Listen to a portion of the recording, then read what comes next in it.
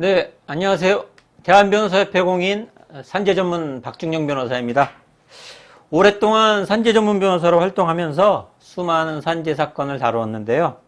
그 중에서 재해 근로자분들이나 사업주분들에게 도움이 될 만한 사례들을 선별해서 박변의 산재 이야기라는 제목으로 동영상을 제작하고 있습니다. 오늘은 그 16번째 시간으로 아르바이트 근로자의 산재 처리 절차라는 주제로 이야기를 해볼까 합니다. 설명의 편의를 위해서 재해 근로자의 이름을 성춘향으로 해서 이야기를 시작해 보겠습니다. 45세의 성춘향은 저녁 식사 시간에만 초밥집에 홀과 주방을 오가며 보조 일을 하는 아르바이트로 취업을 해서 근무하고 있었습니다. 주방에서 일을 하던 성춘향은 주방장의 지시에 따라 라이터를 이용해서 가스레인지에 불을 붙이는 과정에서 가스불이 갑자기 올라와 얼굴에 화상을 입게 되었습니다. 초밥집에는 3명의 정직원이 있었고 성춘향만 아르바이트 근로자였습니다. 그리고 성춘향에 대한 산재보험은 따로 가입되어 있지 않았습니다. 그렇다면 성춘향과 같은 아르바이트 근로자의 경우에도 산재 처리가 가능할까요? 산재보험은 근로자를 사용하는 모든 사업 또는 사업장에 적용이 됩니다.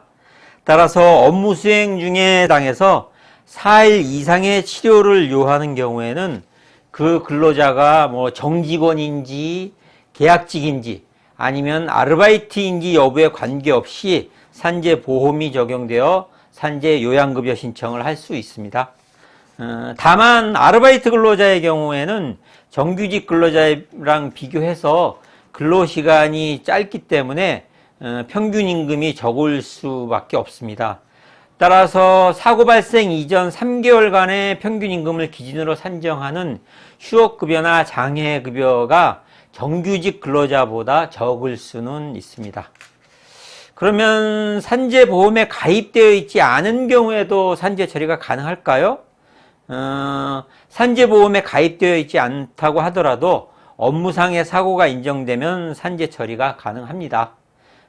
다만 산재보험에 가입하고 있지 않은 사업주에 대해서 근로복지공단에서는 추후 재해로 인하여 지급된 보험급여액의 50%에 해당하는 금액을 징수하게 됩니다.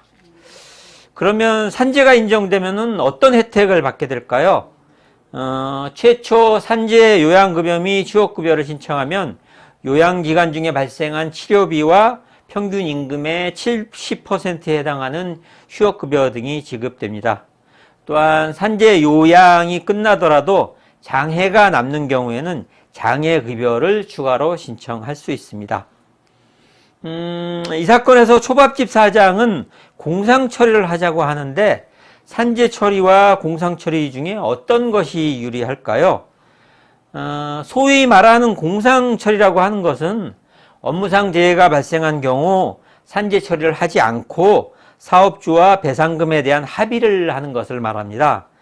따라서 공상처리를 하려면 최소한 산재 신청을 하였을 때 받게 될 요양급여와 휴업급여 그리고 장애급여를 합한 금액보다는 더 높은 금액이 되어야 할 것입니다. 공상처리를 한다는 것은 결국 산재보상금에 상당하는 금액이 포함된 민사손해배상 합의인데 일반적인 민사손해배상 합의의 경우에도 산재보상금 이외에 추가적인 일실손해배상액과 위자료를 포함해서 손해액을 산정하기 때문입니다. 지금까지 아르바이트 근로자의 산재 처리 절차라는 주제로 이야기를 해보았습니다. 산재 사고 시 산재 처리 절차와 관련해서 추가적으로 궁금하신 점 있으시면 상담 전화로 전화 주시기 바랍니다.